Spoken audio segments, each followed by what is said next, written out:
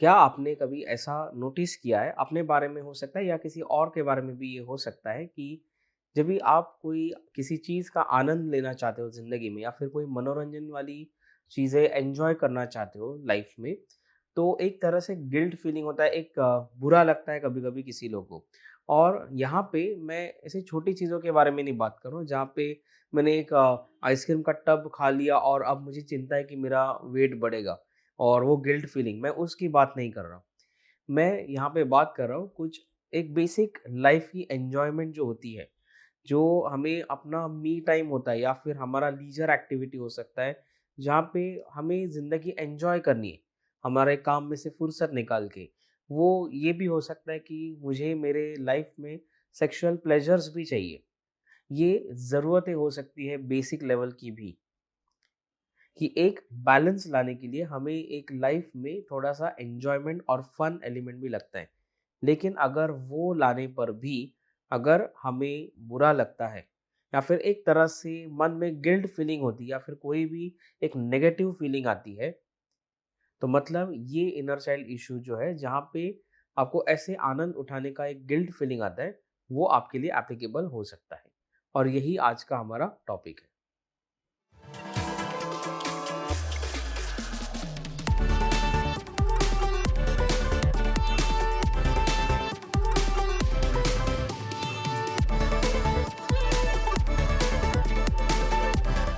नमस्कार दोस्तों, स्वागत है आपका मेरे चैनल मना मेकर्स में। और आज का जो हमारा टॉपिक है वो है कि जब भी हम कोई भी लाइफ में एन्जॉयमेंट लाने की कोशिश करते हैं, कोई आनंद उठाने की कोशिश करते हैं, वो मनोरंजन हो सकता है, वो हमारे पर्सनल प्लेजर्स हो सकते हैं या फिर हमें जो मन की इच्छाएँ होती हैं, छोटी-बड़ी इच्छाएँ हो सकती हैं कि हमें हमारे फ्रेंड्स के साथ एन्जॉय करना है लाइफ को, हमें फैमिली के साथ एन्जॉय करना है, हमारे पार्टनर के साथ एन्जॉय करना है।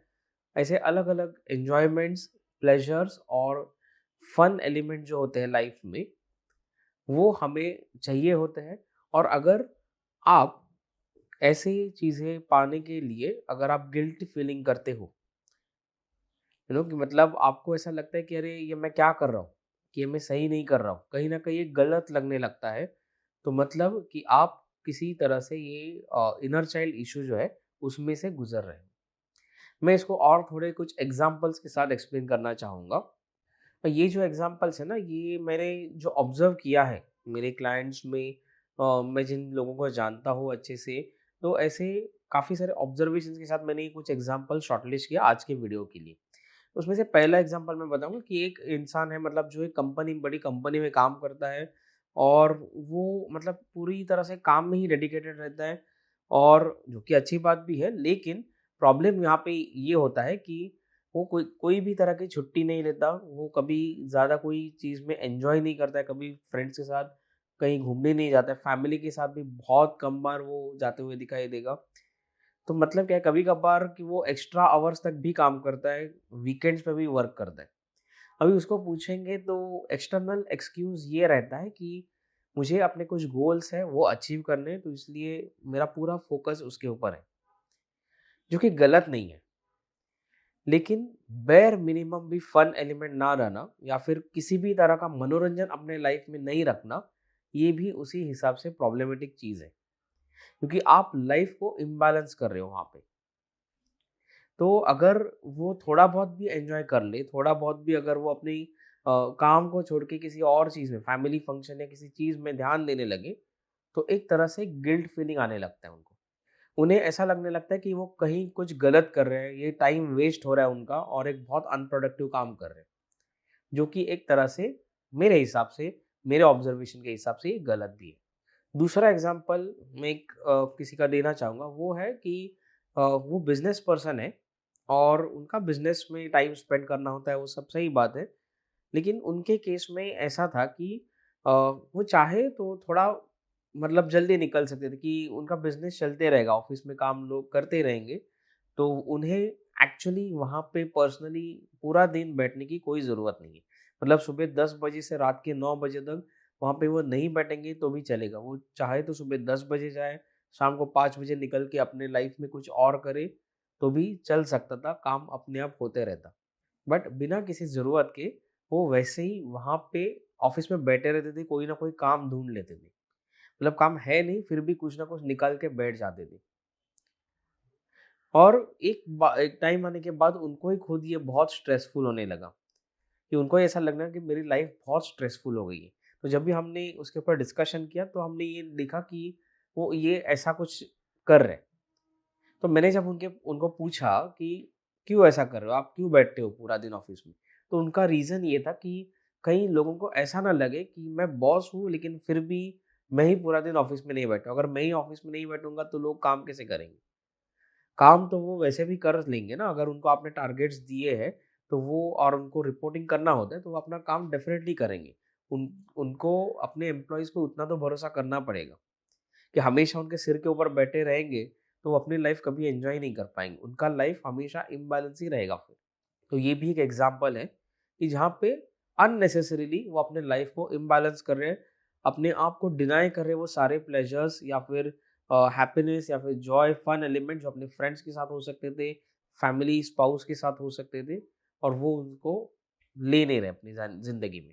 तीसरा एग्ज़ाम्पल मैं दूँगा तो वो होता है, जनरली ये एग्ज़ाम्पल आपने बहुत सारे केसेस में देखा रहेगा आपके अराउंड भी, जो जनरली फादरली फिगर्स होते हैं या फिर सीनियर मेल मेंबर्स होते हैं हमारे फैमिली में। तो आप देखोगे कि जनरली बहुत सारे फैमिली फंक्शंस में ना एक कोने में बैठे रहेंगे या फिर कोई काम करते हुए दिखाई देंगे, सब बराबर है कि नहीं सब देखते रहेंगे, और वो फंक्शन जो है ना उसको एन्जॉय करने का छोड़ के बाकी सब वो करते रहेंगे।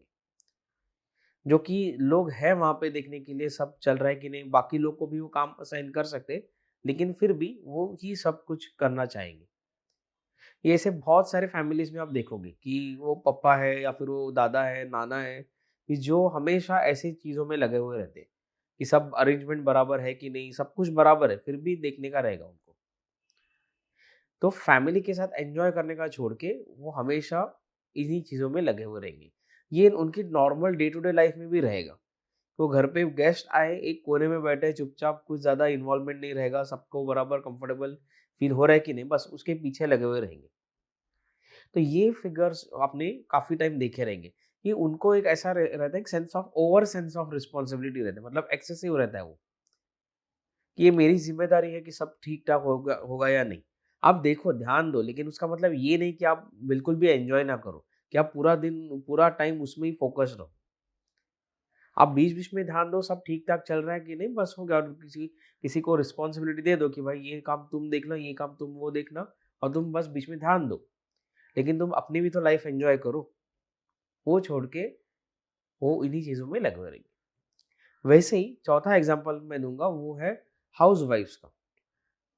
हाउसवाइफ़्स भी हमेशा दूसरों को पहले प्रायोरिटी देगी, और ये कॉमन कंप्लेंट है, ये कॉमन ऑब्ज़र्वेशन है, बहुत सारी चर्चाएँ होती है इसके ऊपर। ये हाउसवाइफ की ज़िंदगी आसान नहीं होती। डेफ़िनेटली वो आसान नहीं होती। उनके ऊपर बहुत रिस्पॉन्सिबिलिटी होती है, बहुत लोगों की एक्सपेक्टेशंस का बोझ वो उठाती है। लेकिन इसमें कहीं न कहीं उन्हें अपनी प्रायोरिटी अपने आप को देनी चाहिए। ये वो भूल जाती है कि दूसरों की सर्विस करते-करते, दूसरों की सेवा करते-करते वो अपने आप को ही भूल जाती है। वो डे टू डे बेसिक मतलब खाने के मामले में हो सकता है, वो जली हुई रोटी खुद को देंगी, बाकी अच्छी हुई रोटी दूसरों को दे देंगी। तो यहाँ से शुरू होके ये धीरे-धीरे हर एलिमेंट में बढ़ते जाता है, हर चीज़ में ये बढ़ते जाएगा। तो आपने काफ़ी टाइम ये ऑब्ज़र्व किया है कि वो घर पे आए हुए गिफ्ट्स हो, घर के लिए की हुई, घर के सारे मेंबर्स के लिए की जाने वाली शॉपिंग हो, हर चीज़ में वो सैक्रिफाइस करेंगी। क्योंकि अगर उन्होंने उन्हें एक ऐसा बोलते हैं ना, एक फ़ियर या फिर एक ऐसा फीलिंग एक जनरेट हो जाता है ना एक टाइम के बाद, कि अगर मैंने ये सब किया तो लोग मुझे जज करेंगे।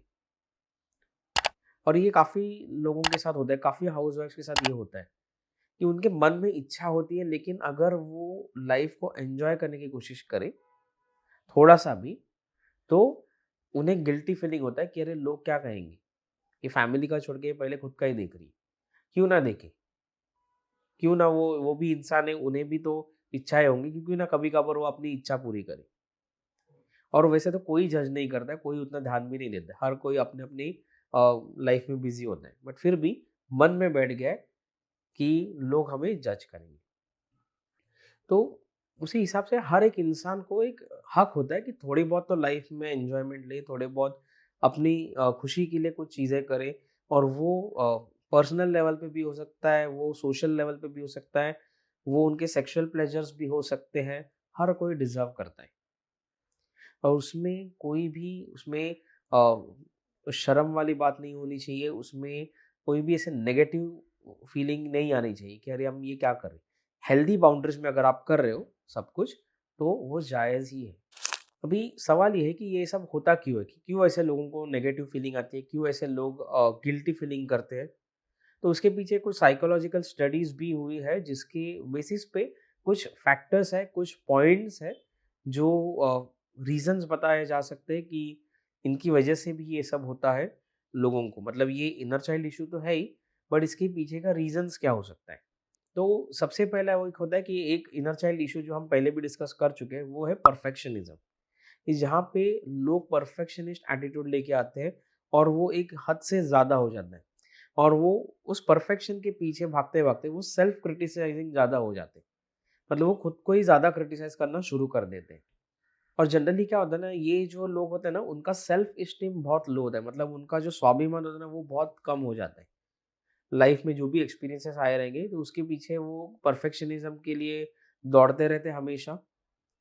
और उसी चक्कर में वो क्या करते हैं, वो काम और काम और काम, बस उसके ऊपर ही ध्यान देना है।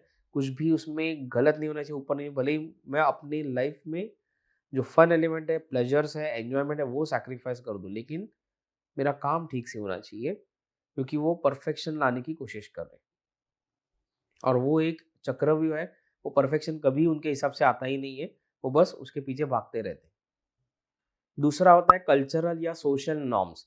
मतलब कैसा है कि जो समाज ने क्या बोल के रखा है कि एक अलिखित नियम जो बोलते हैं ना, वो बना के रखे हैं कि अरे हाउसवाइफ है, हाउसवाइफ ने ऐसा ही रहना चाहिए, हाउसवाइफ का ये जिम्मेदारी है, हाउसवाइफ का ये रिस्पॉन्सिबिलिटी है, जो फैमिली का मेल मेंबर है, अर्निंग मेंबर है, उसका ये रिस्पॉन्सिबिलिटीज है।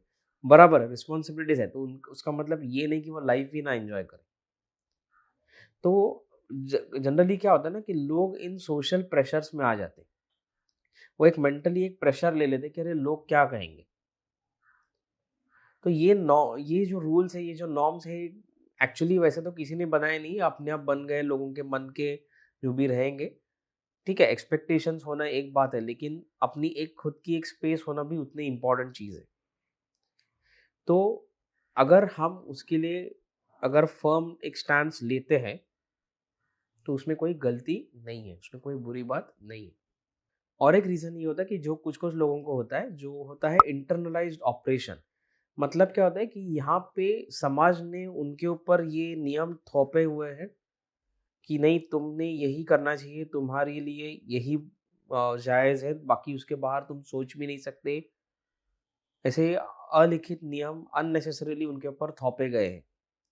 जैसे उसका कॉमन एग्जांपल है हाउसवाइफ। लोग उनके ऊपर प्रेशर, घर के सारे मेंबर्स उनके ऊपर प्रेशर डालेंगे, ये करो, वो करो, एंड आपने ये करना चाहिए, आपने वो करना चाहिए, आपका ध्यान ही नहीं है, ये नहीं, वो नहीं, सब प्रेशर डाल देते हैं। और उसमें उनको एक बोलते हैं ना, एक माइंड की एक ऐसी प्रोग्रामिंग बन जाती है कि हाउसवाइफ मतलब बस उसका काम यही है। हाउसवाइफ ने इसके अलावा और कुछ सोचना ही नहीं चाहिए, काम और काम बस, उसके अलावा कुछ सोचे मतलब वो बुरी है। तो ये हो सकता है एक हाउसवाइफ एग्जाम्पल। वैसे ही जो समाज के निचले वर्ग के लोग होते हैं, जिनके ऊपर लोगों ने अननेसेसरीली नियम डाले हुए हैं, कुछ भी किसी कारणवश डाले रहेंगे, जो भी रहेगा भी रीजन, बट उसका मतलब ये नहीं कि वो लाइफ में एंजॉय नहीं कर सकते। तो लोग डर के या फिर इस प्रेशर में आके भी अपने लाइफ को एंजॉय नहीं करते जब भी उनके पास स्कोप होता है।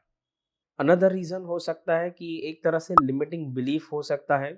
मतलब क्या है कि लिमिटिंग बिलीफ सिस्टम मतलब क्या है कि हमारी मान्यताएँ, कि जो हमें लिमिट कर देती है। जैसे इसके लिए मैं अपना खुद का एग्ज़ाम्पल देना चाहूँगा कि मैंने बचपन से अपने पापा को देखा है कि जो ऑफ़िस में काम करते, फैमिली बिज़नेस सँभालते थे, तो वो पूरा दिन बिज़ी रहते थे। वो जॉब भी करते थे और बिज़नेस भी सँभालते थे। तो उनका पूरा दिन चला जाता। सुबह 7 बजे निकलते थे और रात को 9-10 बजे भी आते थे घर पे। और कभी-कभार संडे को वो घर पे रहते थे। तो मैंने बचपन से उनको ऐसे ही हार्ड वर्क करते हुए देखा है और लाइफ में धीरे-धीरे उन्होंने अपना सक्सेस अचीव किया है। तो कहीं न कहीं मेरे माइंड में वो लिमिटिंग बिलीफ बैठ गया था कि हम जब भी ऐसा काम करेंगे तो ही हमें एक्चुअली अच्छी लॉन्ग लास्टिंग सक्सेस मिलेगी। ऑफ कोर्स हमें हार्ड वर्क तो करना है, लेकिन उनकी जो टाइमलाइन थी, उनका जो टाइम पीरियड था वो अलग था, उनकी जो सिचुएशंस थी वो अलग थी, मेरी सिचुएशंस अलग है। उनके लिए ये शायद मन में इच्छा रही होगी लेकिन पॉसिबल नहीं रहा होगा प्रैक्टिकली, कि क्योंकि ज़िम्मेदारियाँ उनके ऊपर इतनी थी कि उन्हें शायद प्रैक्टिकली वो पॉसिबल नहीं हो पाए। ऐसा नहीं कि वो लाइफ़ को एन्जॉय नहीं करते थे, लेकिन जब भी जैसे-जैसे टाइम मिलता था वो कर लेते थे एन्जॉय।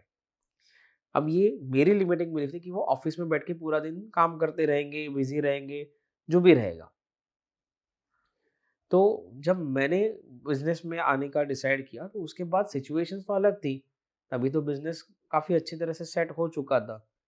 तो भले ही मेरे ऊपर रिस्पॉन्सिबिलिटी थी, बट फिर भी वहाँ पे मेरे पास ये स्कोप था या पॉसिबिलिटी थी कि जहाँ पे मैं चाहूँ तो थोड़ा जल्दी निकल के या फिर कभी कभार वीकेंड पे सैटरडे को छुट्टी लेकर या कोई वीक डेज पे कभी कोई पर्सनल लाइफ के लिए मैं अपना स्पेस या टाइम निकाल सकूँ।